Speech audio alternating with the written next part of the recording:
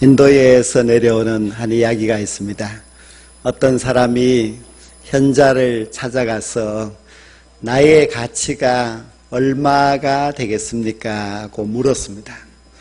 그 현자는 보석을 하나 그 사람에게 주면서 이 보석을 가지고 과일을 파는 가게에 먼저 찾아가 보고, 식품을 파는 가게에 찾아가 보고, 고기를 파는 가게에 찾아가 보고, 그리고 보석 가게에 찾아가 보라, 이렇게 지시를 했습니다.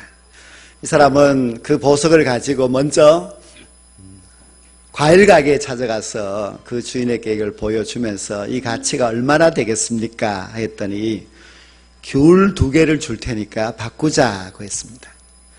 다시 그걸 갖고 식품 가게에 찾아가서 물었더니 감자 3개를 줄 테니까 바꾸자고 했습니다. 그래서 그 사람이 그걸 갖고 이번에는 식육점에 찾아갔더니 좀 더 아주 인심을 후하게 써서 고기 5건을 줄 테니까 바꾸자고 했습니다. 그런데 그 보석을 보석상에 가지고 갔습니다.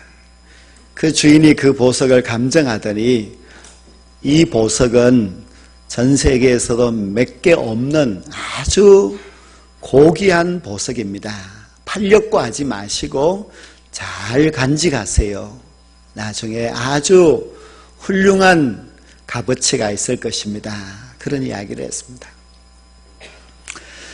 이 이야기는 가치에 대한 것인데요. 우리 인간이 자기 자신의 가치를 그저 귤 2개, 감자 3개 정도의 가치로 생각하고 살아가서는 안 됩니다. 설령 세상 사람들이 우리의 가치를 그렇게 말한다 할지라도 우리는 우리 자신을 그렇게 보면 안 됩니다. 이 땅에 악한 사탄은 우리를 아주 형편없는 가치로 말을 합니다. 그런 말을 듣고 우리가 실망하고 실족해서는 안 됩니다. 보석의 가치를 알려면 보석상에게 찾아가야 하듯이 우리의 가치를 알려면 하나님께 찾아가야만 합니다. 우리를 창조하신 그 하나님께 나의 가치가 얼마가 되는지 물어봐야만 합니다. 하나님께서는 우리를 위하여서 자신의 하나밖에 없는 아들을 이 땅에 보내주셨습니다. 그리고 그 예수님을 십자가에 죽게 하셔서 구원하시고 우리를 하나님의 자녀로 삼아주셨습니다. 우리의 가치는 예수님의 가치와 같습니다. 그만큼 우리는 아주 존귀한 존재입니다.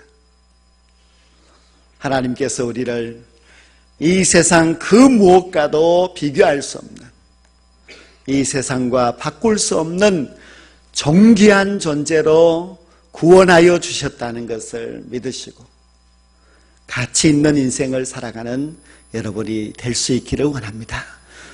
하나님께서 저 애굽 땅에서 종살이하고 있는 이스라엘 백성들을 구원하셨습니다. 그들의 종살이는 노예 생활이었기 때문에 인간 이하의 취급을 받으면서 살았습니다. 그러나 하나님이 그들을 구원하여서 그들을 신의 산으로 인도하시고 말씀하시기를 너희가 내게 대하여 제사장 나라가 되고 거룩한 백성이 되리라 말씀하셨습니다. 갑자기 노예가 신분이 바뀌었습니다. 짐승만 또 못한 취급을 받고 살았던 종이었는데 이제는 하나님의 거룩한 백성이 되었습니다. 하나님께서 택하여 준 하나님의 상속자가 되었습니다. 얼마나 존귀한 가치를 가진 존재가 되었는지 모릅니다. 신약 성경에서는 구원받은 하나님의 백성을 가리켜서 베드로 사도는 너희는 택하신 족속이요 왕같은 제사장들이요 거룩한 나라요 그의 소유된 백성이니 그렇게 말씀하였습니다. 구원받은 하나님의 백성들, 그들은 왕과 같은 제사장이 되었습니다. 우리는 구원받고 나서 하나님이 우리에게 왕권을 주셨고 사람을 살릴 수 있는 제사장 권한을 주셨습니다. 그래서 우리는 신약의 모든 성도들은 왕같은 제사장이 되었습니다. 우리가 이렇게 왕같은 제사장이 되었다는 신분의 변화가 있다는 것을 기억하시고 이 땅에 살아가는 날 동안에 왕같은 제사장으로 존귀한 하나님의 자녀로 살아갈 수 있게 되기를 간절히 원합니다. 하나님께서는 이스라엘 백성들을 거룩한 나라, 그리고 하나님이 쓰시려고 택하여 주신 거룩한 백성으로 부르셨는데, 그 백성들을 거룩하게 만들어야 되는데 어떻게 거룩하게 만들까 고민하시고 그 백성들을 일부러 시내 산으로 인도하셨습니다. 곧바로 가나안 땅으로 인도해도 될 것인데 그렇게 하지 않으시고 시내 산으로 인도하신 것은 하나님의 뜻이 있었습니다. 하나님은 시내 산으로 그 백성들을 이끄시고 그 백성들을 거룩한 백성으로 만드시기 위하여서 첫 번째로 선물을 주셨는데 그것이 성막입니다. 하나님께 예배 드릴 수 있는 공간을 주셨습니다. 성막은 오늘날의 예배당과 같은 곳입니다. 하나님은 종살이 하던 이스라엘 백성들이 거룩한 백성이 되어야 하는데 그들이 저절로 거룩한 백성이 되기는 어렵다는 것을 아시고 그들에게 성막이라고 하는 귀중한 예배의 처소를 선물로 주셨습니다.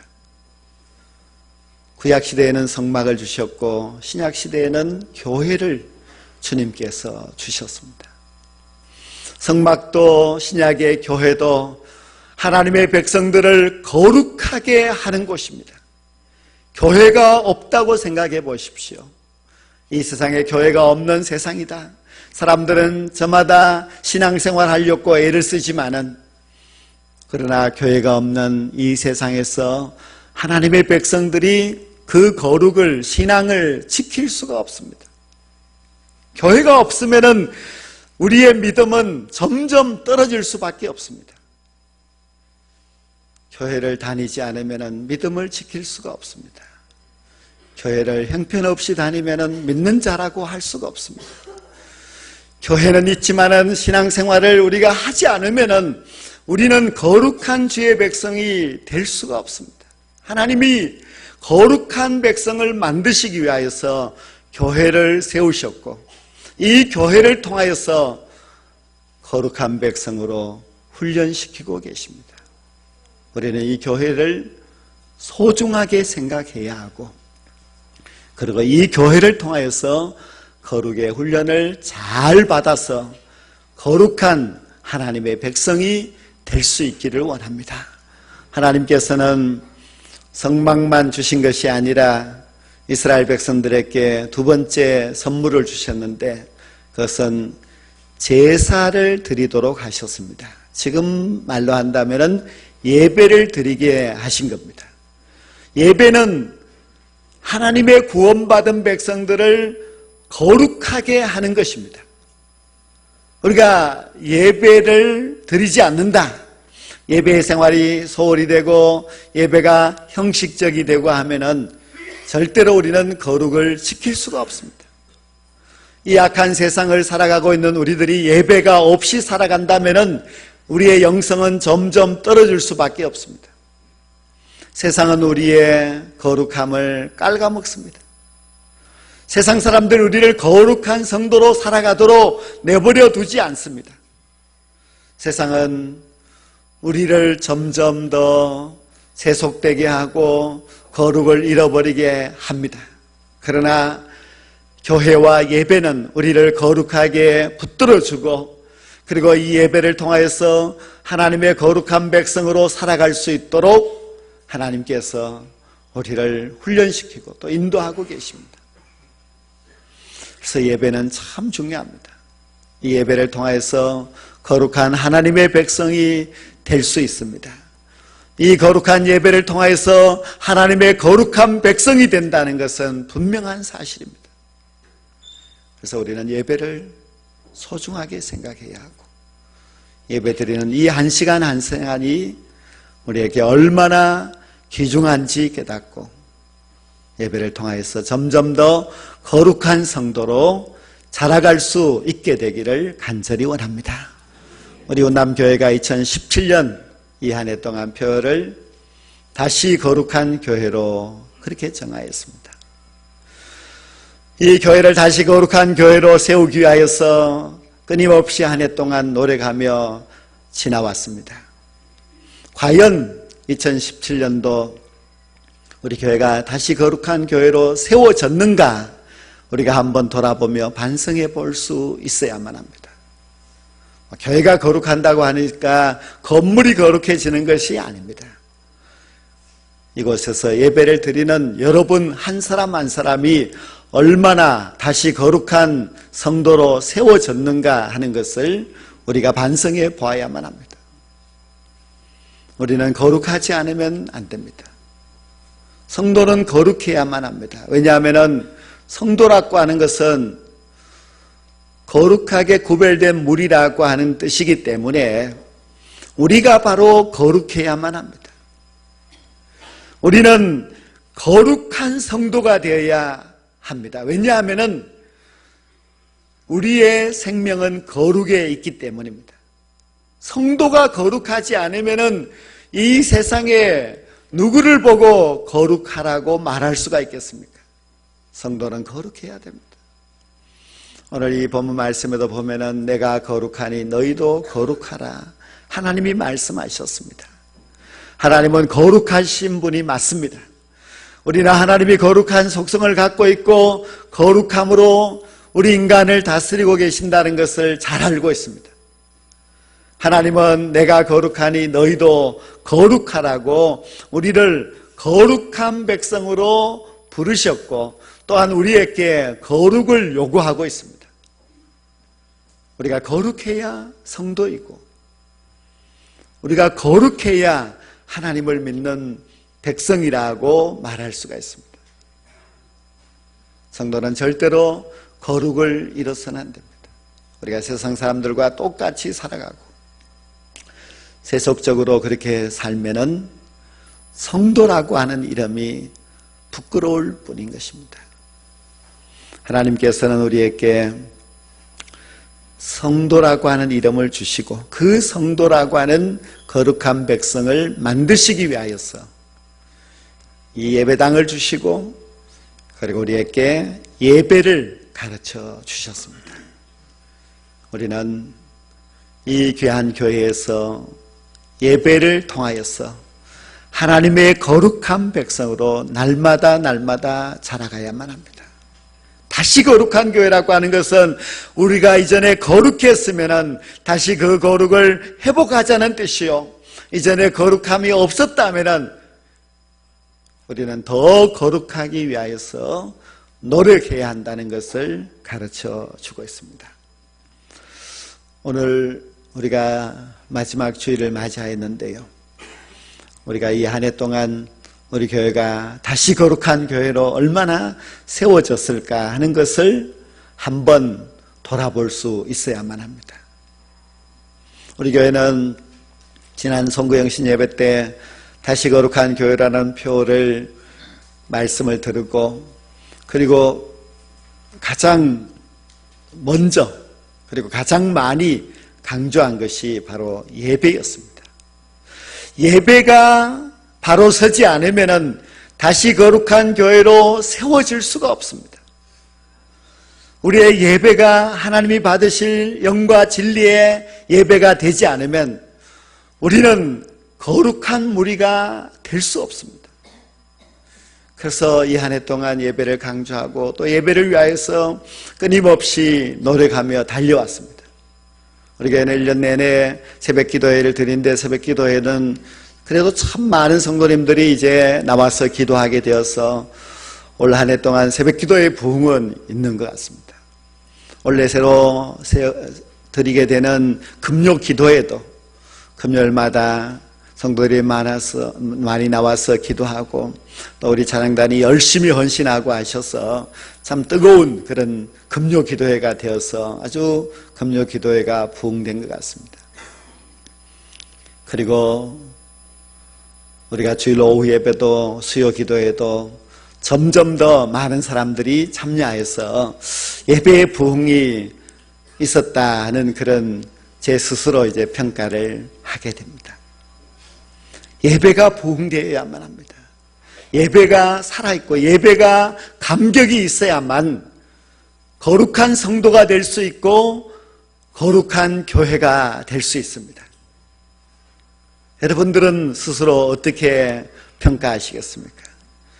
여러분이 한 해 동안 예배를 붙들고 살아왔어 그 예배를 통하여서 여러분들이 거룩해지셨습니까?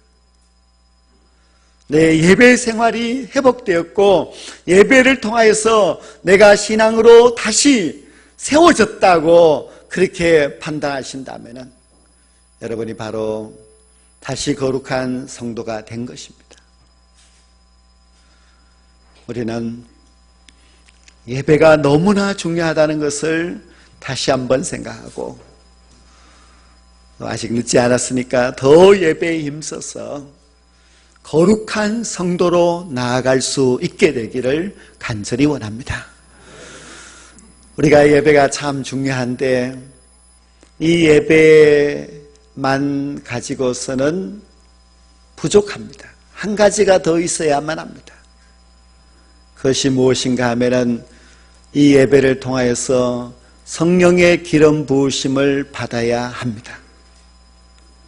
그냥 예배가 아니라 성령의 기름 부으심을 받는 예배를 드려야만 거룩한 성도가 될 수 있습니다. 예배에 참석하고 물론 온전한 예배를 드린다고 하지만은 그러나 이 예배를 통해서 성령의 감동하심이 없으면은 이 세상에 나아가서 세상을 이길 수가 없습니다. 금방 믿음을 잃어버리고 다시 세속적인 생각과 삶으로 살아가는 사람들이 얼마나 많습니까? 어느 한 여자 집사님이 큰 마트에 취업을 하여서 직장을 다니는데 그 직장의 환경이 너무나 좋지 않습니다. 사람들의 말과 그 행동이 너무 세상적입니다.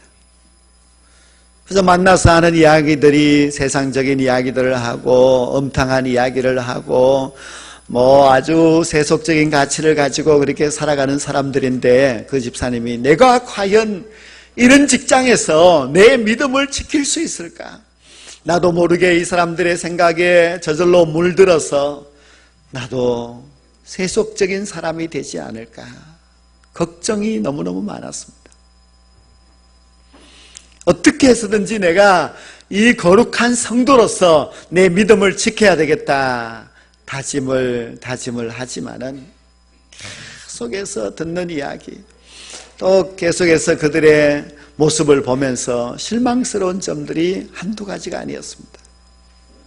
직장을 그만두어야 되느냐 하는 고민이 생겼습니다. 그렇기 때문에 더 교회에 와서 기도할 때도 기도가 간절했습니다. 하나님, 제가 이 세속에 물들지 아니하고 하나님의 거룩한 백성으로 잘 살아갈 수 있게 해주십시오. 예배를 드릴 때마다 하나님 저를 도와주셔야만 합니다. 제가 너무 힘이 듭니다. 그렇게 기도하고 하나님 앞에 매달렸습니다. 몇 년이 지난 후에 그 직장에 선배되는 한 신앙의 사람이 그를 부르더니 이런 이야기를 했습니다. 당신은 예수님을 믿는 사람 같아. 당신은 뭔가 아주 신령한 그런 은혜가 있는 것 같다고 칭찬을 했습니다. 그러면서 그 사람이 하는 말이 비둘기가 왜 날개가 항상 저렇게 하얀색인지를 아느냐고 물었습니다. 비둘기가 진흙탕에 들어가고 더러운 곳에 가고 해도 항상 그 날개가 하얀 빛을 냅니다. 그 이유가 있다는 것입니다. 그 이유가 무엇인가 하면은 비둘기의 날개에는 기름 성분이 있는 그 기름기가 항상 흘러서 그 모든 더러움을 스스로 씻어낸다고 합니다. 그렇기 때문에 항상 흰 색깔이라고 가르쳐 주었습니다. 그 이야기를 듣고 이 집사님은 그래, 내가 이렇게 악한 세상과 어려운 환경 가운데서 직장 생활하지만은 내 스스로가 아니라 바로 성령께서 나를 정결케 해주셨다는 것을 깨닫게 된 것입니다. 성령의 기름 부으심이 없이는 우리는 세상의 때가 묻을 수밖에 없습니다. 그러나 성령의 기름 부으심을 항상 받게 되면은 이 악한 세상 가운데서도 우리가 성결한 주의 백성으로 살아갈 수가 있습니다. 세상은 우리를 가만두지 않습니다. 얼마나 우리를 성도답게 살지 못하도록 많은 유혹을 하는지 모릅니다. 이런 악한 세상 가운데서 우리가 참된 성도가 되려면 성령의 기름 부으심을 받아야만 합니다. 여러분이 예배를 드리면서 성령께서 내게 기름 부어 주시는구나 하는 것을 깨닫는 예배, 그런 예배가 있어야만 합니다.